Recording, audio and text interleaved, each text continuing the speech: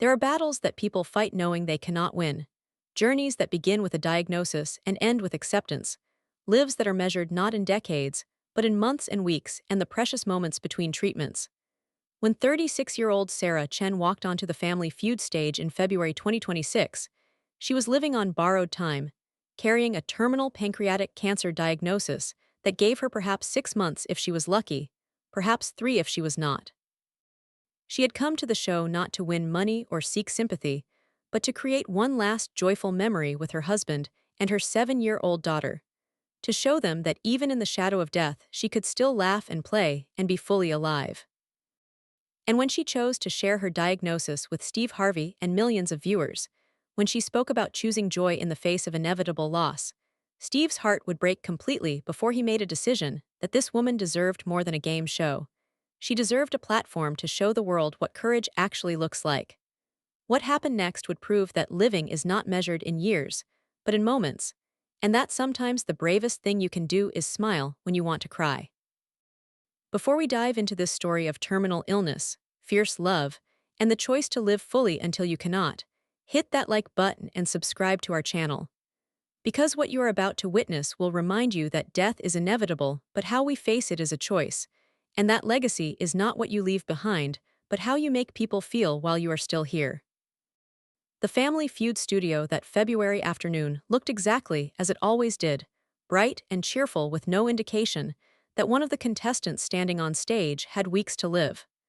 On one side stood the Rodriguez family from Miami, energetic and ready to compete. On the other side stood what was listed as Sarah's team from Seattle, which included Sarah Chen, 36, her husband Michael, 38, her 7-year-old daughter Emma, Sarah's best friend Lisa, and Sarah's oncologist Dr. Patricia Martinez. Sarah Chen stood at the center of her team with a brightness that seemed almost defiant, as if she was willing joy into existence through sheer force of personality. She wore a colorful scarf wrapped around her head, beautiful and deliberate, covering the hair loss from chemotherapy.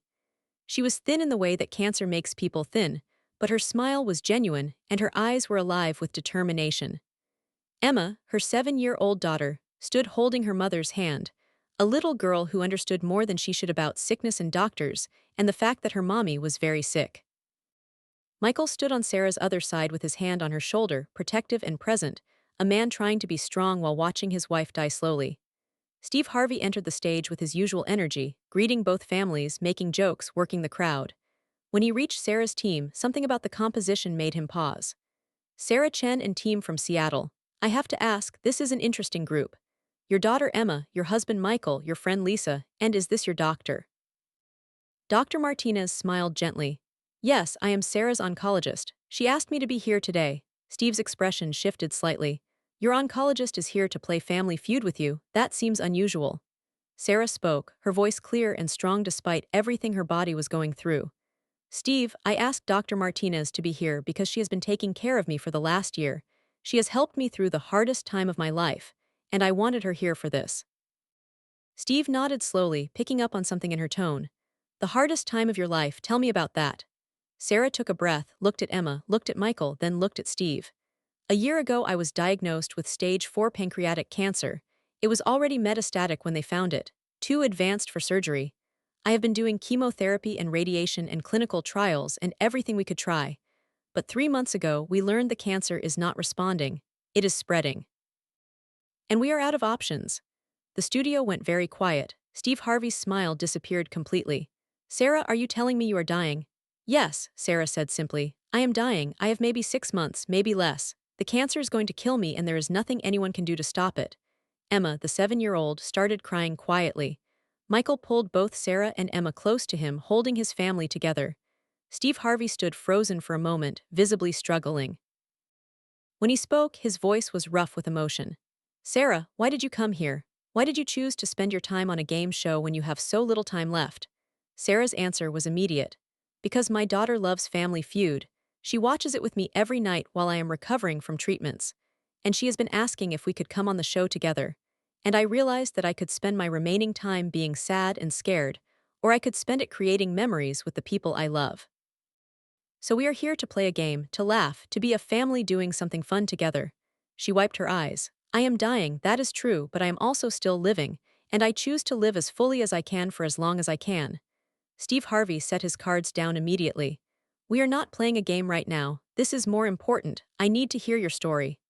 Within moments, chairs were brought onto the stage. Steve sat with Sarah and her family, and what followed was one of the most profound conversations about life and death and choice that had ever been broadcast on television. Sarah told her story from the beginning. She had started feeling sick about 18 months ago. Stomach pain, nausea, weight loss. She thought it was stress from work.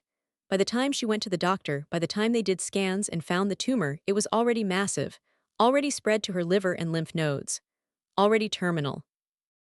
They told me I had maybe a year with treatment, Sarah said. And I spent the first month angry.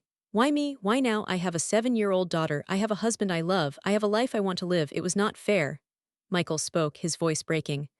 I watched her rage against it, I watched her cry, I watched her ask why God would do this. And I did not have answers, I could not fix it, I could not save her, all I could do was be there. Lisa, the best friend, added, I have known Sarah since college, she is the strongest person I know. Watching cancer take her, watching her body fail, it has been the hardest thing I have ever experienced. But Sarah, she has taught me what strength actually looks like. It is not fighting the inevitable, it is accepting it with grace. Dr. Martinez, the oncologist, provided medical context. Pancreatic cancer is one of the most aggressive cancers. By the time it is symptomatic, it is usually too late for curative treatment.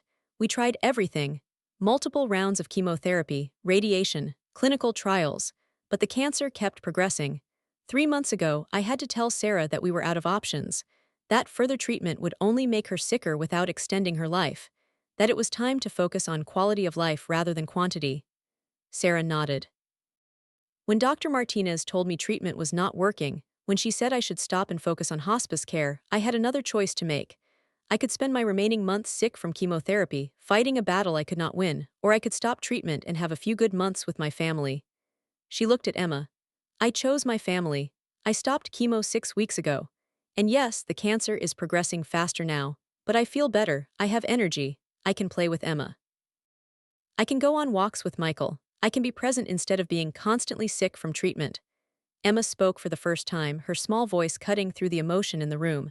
Mommy is dying, the doctors told me, Daddy told me, but Mommy said we can still have fun while she is here, she said we can make happy memories even though we are sad. Steve Harvey was openly crying now, tears streaming down his face. Emma, how are you handling this? How is a 7-year-old supposed to understand that her mother is dying? Emma's answer was heartbreakingly mature. I am sad all the time, but Mommy said it is okay to be sad and also be happy.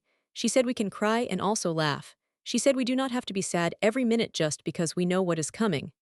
Sarah hugged her daughter tightly. I am trying to teach Emma that death is part of life, that being sad is okay, but being only sad is not how I want to spend my last months. I want her to remember me laughing, I want her to remember me playing, I want her to remember that I chose joy even when I had every reason to choose despair. Steve Harvey shook his head in wonder. Sarah, you are dying, you are 36 years old and you are dying, and instead of being angry or bitter you are here teaching your daughter about choosing joy. How do you do that? Sarah's answer was simple. Because I do not have a choice about dying. The cancer is going to kill me. But I do have a choice about how I live until I die, and I choose to live with purpose, to make memories, to love my family, to show Emma what it looks like to face the hardest thing with grace.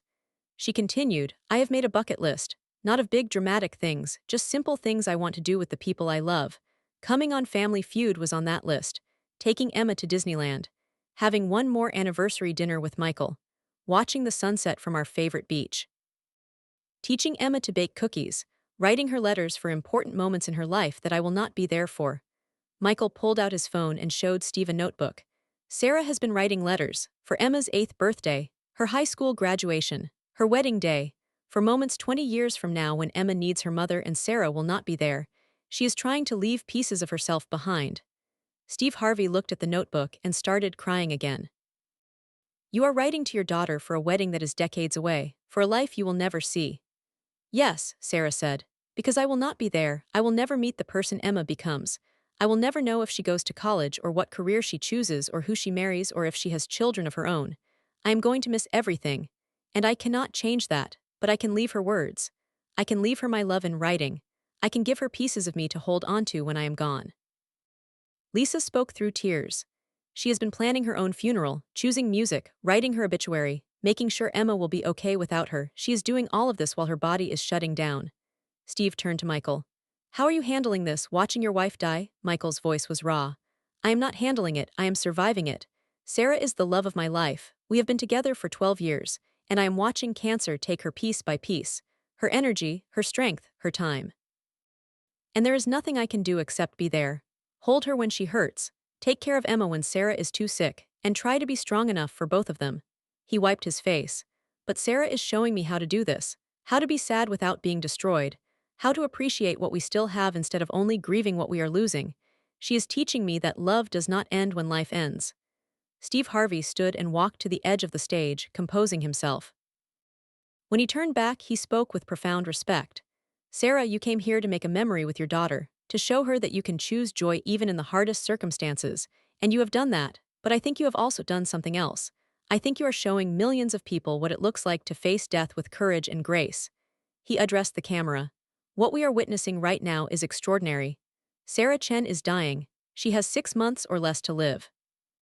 And instead of hiding that, instead of pretending everything is fine, she is being honest about it. She is showing us what terminal illness actually looks like. Not the Hollywood version where people die beautifully and peacefully, but the real version where you make impossible choices about treatment versus quality of life, where you write letters to your child for events you will never see, where you choose joy deliberately because the alternative is being consumed by grief. He turned back to Sarah. What do you want people to know, people who are facing their own terminal diagnosis or watching someone they love die? Sarah thought for a moment before answering. I want them to know that there is no right way to die. Some people fight until their last breath. Some people accept it peacefully. Some people are angry. Some people are at peace. All of that is okay. But what I have learned is that I only get to die once. And I want to do it my way, with dignity, with purpose, surrounded by love. She continued, I also want people to know that quality of life matters more than quantity of life. I could be doing aggressive chemotherapy right now. I could be in a hospital room getting treatments that make me constantly sick. I could buy maybe a few more months that way. But those months would be spent suffering. Instead, I chose to stop treatment and have a few good months with my family. That was my choice. It might not be everyone's choice, but it was right for me. Dr. Martinez added professional perspective. This is one of the hardest conversations we have with terminal patients, when to stop treatment, when to accept that further intervention will cause more harm than good. Sarah made a brave choice to prioritize quality over quantity, but that choice is deeply personal and there is no universal right answer. Steve asked Sarah directly, Are you scared? Are you afraid of dying? Yes, Sarah said without hesitation. I am terrified. I am afraid of the pain. I am afraid of what happens after. I am afraid of leaving Emma and Michael. I am afraid Emma will forget me. I am afraid of everything. She paused. But being afraid does not stop me from living. Being afraid does not mean I stop making memories or choosing joy or loving my family. Fear is part of this, but it is not all of this. Emma climbed into her mother's lap. Mommy, will you be an angel when you die? Sarah hugged her daughter tightly. I do not know, baby. But I know that I will always love you, even when I am not here. My love does not end just because my life ends. The conversation continued for over 2 hours. They talked about Sarah's bucket list and the things she was prioritizing in her remaining time. They talked about Michael's grief and how he was preparing to be a single father. They talked about Emma's questions about death and how Sarah was trying to answer them honestly without terrifying her 7-year-old. They talked about the healthcare system and the financial devastation of terminal illness. Sarah and Michael had declared bankruptcy 6 months ago because their insurance did not cover all the experimental treatments they tried. They had lost their savings, gone into massive debt, and were now living on donations from friends and family. They talked about hospice care and what the final weeks would look like. Dr. Martinez explained that Sarah would eventually need 24-hour care as the cancer progressed, that pain management would become increasingly important, that there would come a time when Sarah would no longer be able to get out of bed. And they talked about legacy, about what Sarah wanted Emma to remember, about the videos Sarah was recording for future birthdays, about the memory box she was creating filled with her favorite things so Emma would have tangible pieces of her mother's life. When the episode finally aired 3 weeks later, it was unlike anything Family Feud had ever broadcast. No game was played, No points were scored. It was just one woman telling her truth about dying and what she was choosing to do with the time she had left. The response was overwhelming. Cancer organizations across the country reached out to thank Sarah for her honesty.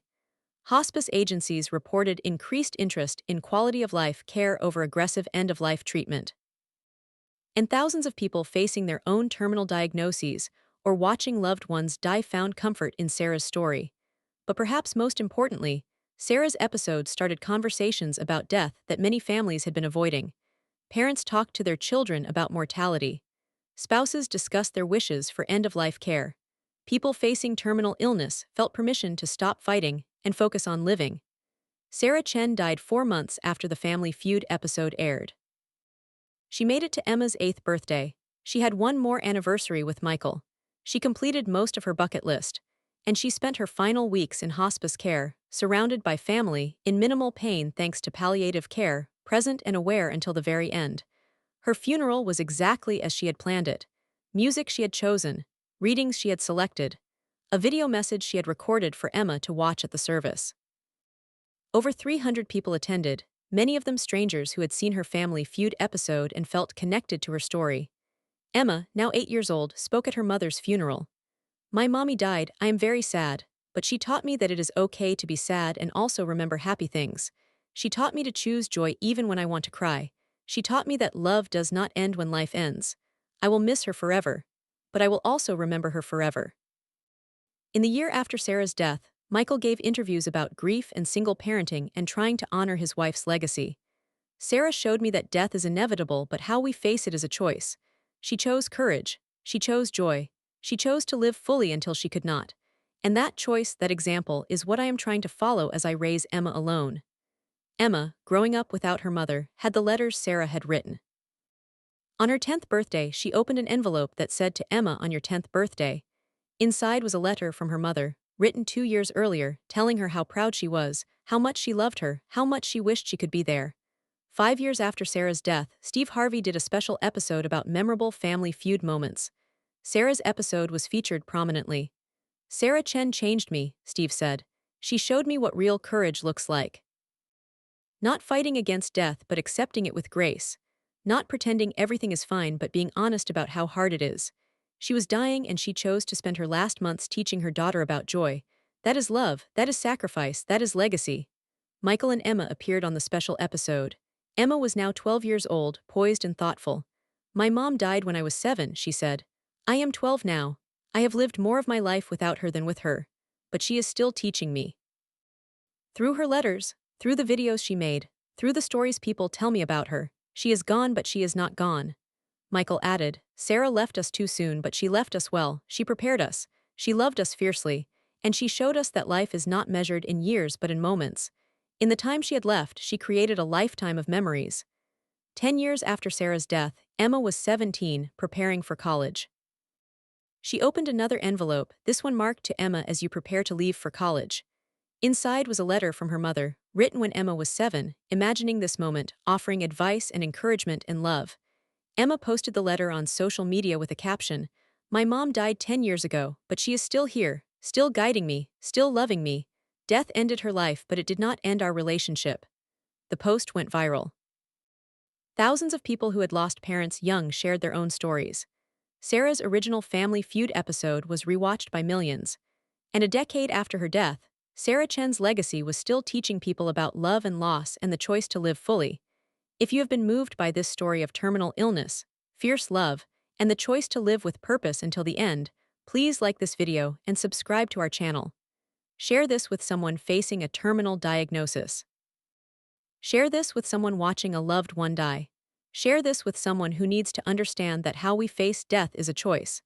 Remember that Sarah Chen was 36 years old with a 7-year-old daughter when she was diagnosed with stage 4 pancreatic cancer. She had maybe a year with treatment. She chose to do chemotherapy and clinical trials for months, fighting as hard as she could. But when nothing worked, when Dr. Martinez told her treatment was no longer helping, Sarah made a different choice. She stopped treatment. She focused on quality of life instead of quantity. She spent her last months creating memories instead of fighting a battle she could not win. She came on Family Feud to show her daughter that you can choose joy even when you are dying. that you can laugh even when you are terrified. That being sad is okay, but being only sad is not how you want to spend your final time. Sarah wrote letters for Emma's future, for birthdays and graduations and her wedding day, for moments decades away that Sarah would never see. She planned her own funeral. She made videos. She created a memory box. She did everything she could to leave pieces of herself behind for the daughter who would grow up without her. That is love, that is legacy. That is choosing to live with purpose even when death is inevitable. Sarah died 4 months after the episode aired. She made it to Emma's 8th birthday. She had one more anniversary with Michael. She spent her final weeks in hospice surrounded by family, present and aware until the end. Her death was not beautiful or peaceful or easy. Terminal illness is not like that. It is hard and painful and devastating, but Sarah faced it with courage. She faced it honestly. She faced it her way. Emma is 17 now. She has lived most of her life without her mother. But Sarah is still teaching her through letters written 10 years ago, still loving her across the boundary of death, still showing her what it means to choose joy in the face of loss. That is the lesson, not that death is not terrible, not that cancer is not devastating, not that loss does not destroy you, but that even in the face of inevitable death we have choices. We can choose how we spend our time. We can choose what we prioritize. We can choose to create memories and spread love and teach the people who survive us what courage actually looks like. Sarah Chen had 6 months. She used them deliberately. She used them to show her daughter that life is precious because it ends. That love matters because we do not have forever. That joy is a choice we make every single day, even when we have every reason to despair. Steve Harvey's heart broke watching Sarah tell her story. But what Sarah gave him, what she gave all of us, was permission to face death honestly. To stop pretending. To acknowledge that dying is hard but living until you die is still possible. That is her legacy. That is what she left behind.